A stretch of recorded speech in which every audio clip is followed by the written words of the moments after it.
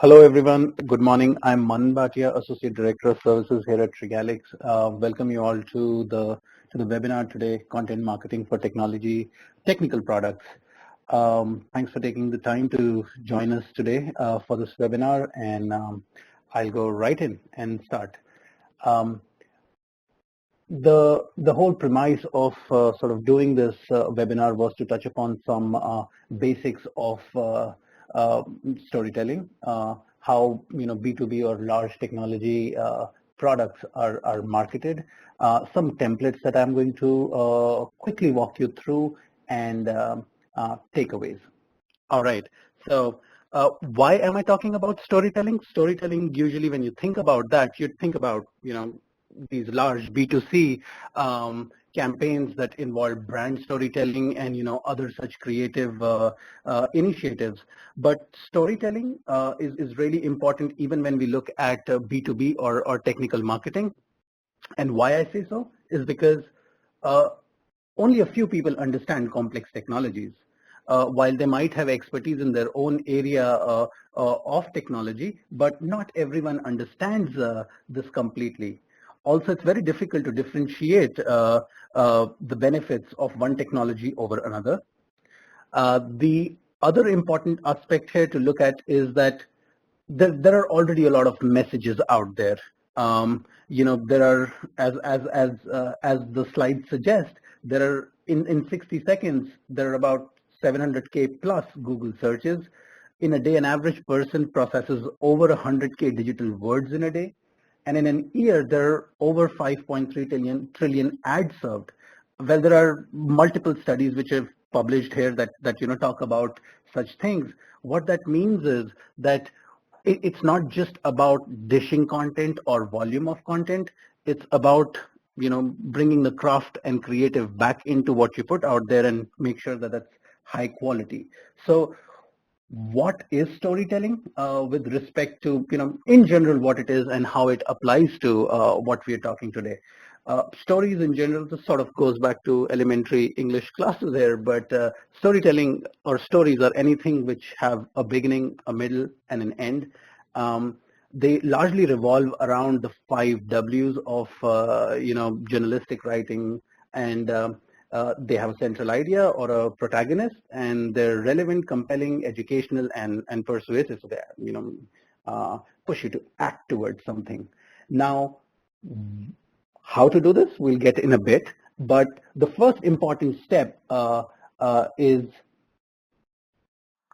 to great storytelling is strategic messaging. I mean, you cannot tell great stories or create amazing content if you do not have, if you've not distilled the messages, if you do not have that ready. So a few things to keep in mind as we talk a little bit more about strategic messaging would be consistency. Consistent messages are more likely to be memorable. I mean, look at any great advertising campaign out there. These are messages that are repeated often. They're consistent, and as I said, strategic messaging. Here are the 5 things to keep, four to 5 things that you need to keep in mind. And as you start developing these, here are the top 5 steps on how to do that. Interviewing customers, prospects, sales teams, they're front and center. Hear the sales teams out and what they're saying. Shadowing calls is a great way. Interviewing customers and getting trying to understand what they feel about their product. What are the real usage stories? Then another big step is to develop your target profiles. You cannot tell great stories or market your product if you have not clearly segmented and created those profiles. Now, a lot of time, most of the time you might have heard about a product market fit, but what we are trying to tell here is a message and customer fit. And that's what really drives this process. Now, when you're building these target customer profiles or identifying value categories for each of your target segments, what really works is a sort of template like this, where you input details about the organization, what size, what revenue, what vertical industry, this sort of their daily activities, what are their pain points, their goals and responsibilities. Now, when building profiles, you would want to know what role do they play in the buying process. And we're talking about buying, the buying process a little bit in the next few slides, but very important to know whether the person's a user, an influencer, a decision maker, and what their success metrics are, what their goals are. Their titles, their functions, their team size, their technology stack, the budget, their challenges, what do they face on a day-to-day basis, and how your product can come and fill those gaps is a very important step in this entire messaging exercise to sort of build this template. Now that you've built this template, you would want to summarize details under each of these categories, which I'm going to walk you through. And this is a strategic messaging map. Now, on a high level, this is top tier. You define the headline, the slogan, your positioning statement, a 25-word description, or a sort of an elevator pitch for your product or company. So that's top tier. In our previous slide, we identified target customers and profiles. Most of this information comes from there, what their business function is, their titles, their role in buying process. And now for each of these profiles, what we would ideally want to do is craft these value statements and their value messaging, starting with a statement, some value bullet point, which product features address this, some proof point or metrics from your sales conversations, from customers. This builds a really strong statement of the value that the customers derive from using your product or solution. And then there can be a few of these, and for the different profiles. This sort of becomes the starting point in many ways for how you create great content and tell stories.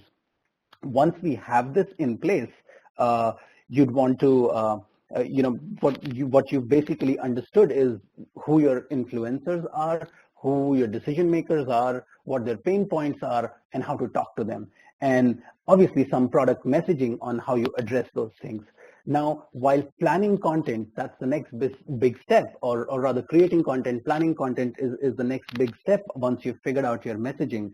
And there are a few different ways to go about this. If you already have existing content, you probably want to do a SWOT analysis to see what your, what are the strong pieces, what are the performing assets that you have out there, and you might want to leverage more of those or create, something in a similar on similar lines.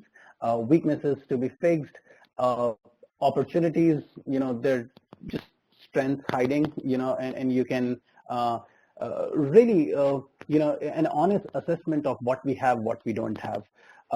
One is SWOT, the other is gap.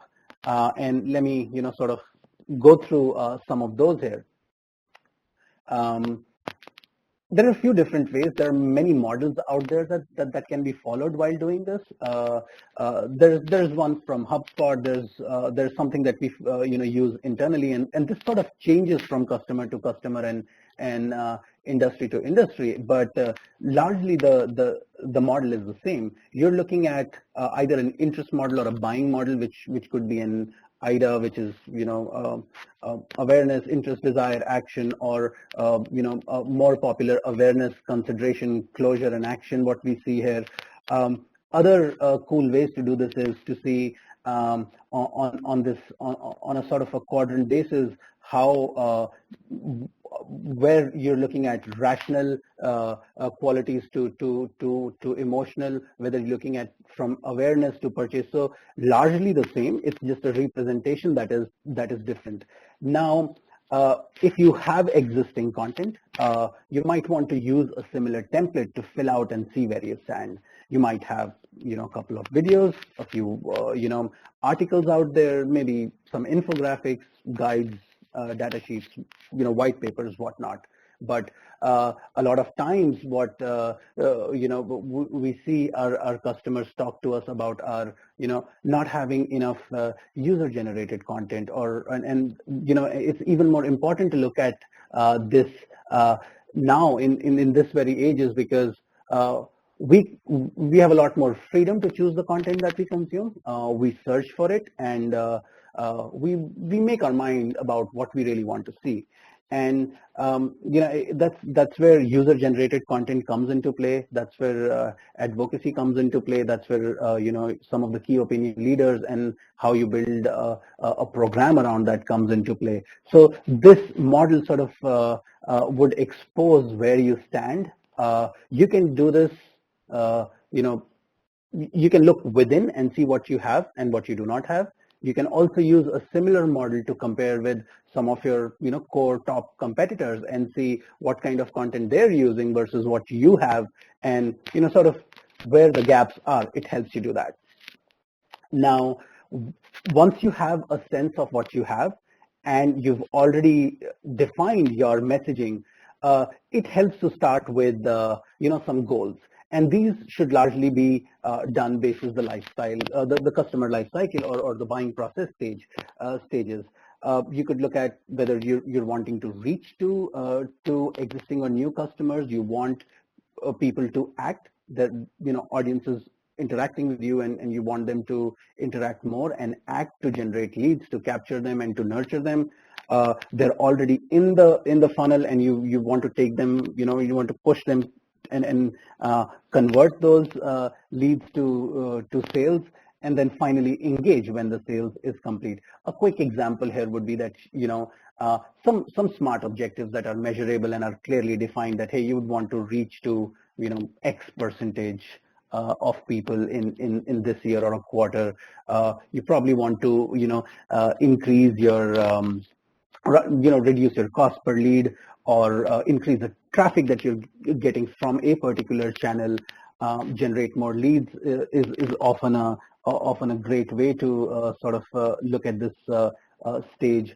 Then once you've generated some leads, it's all about converting those to sales, and the next step is to sort of improve the conversion process, and finally engaging. And here there are different strategies, and these sort of vary, but from analytics or experience, what you would find is that hey, a white paper works better for your at a particular stage, or towards lower funnel, you might want to introduce ROI calculators, or comparisons with other products, and sort of these become strategies. And then there are finally indicators in terms of these are numbers. These tell you where you are, where you want to go, and sort of as a goal or benchmark that you can look at while you're in each of these stages.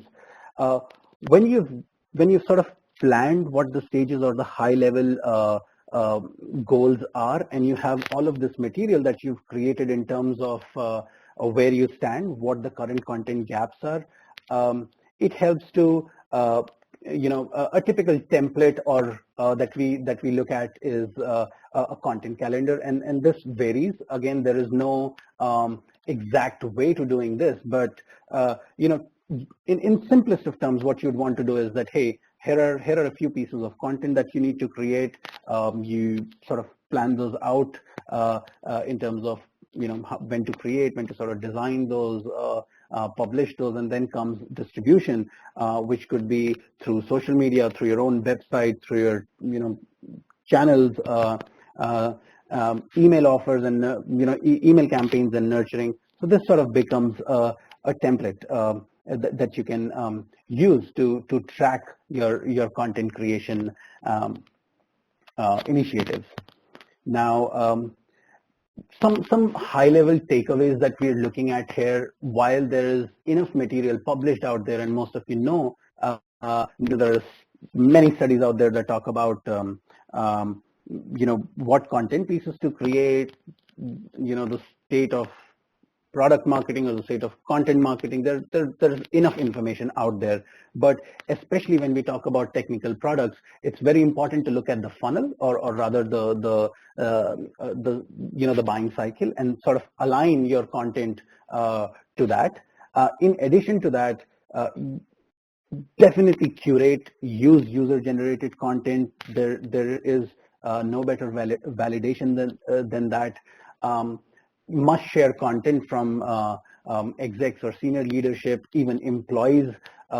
We've seen some of our customers in the last quarter sort of launch a large campaign that talks about you know, for techies by techies, right? That's and it's a fairly complex technical storage product, but what they have done is they have added a face to those messages. So these are actual people who work on those products and solutions and directly with customers, and they are on screen, they're talking about the products.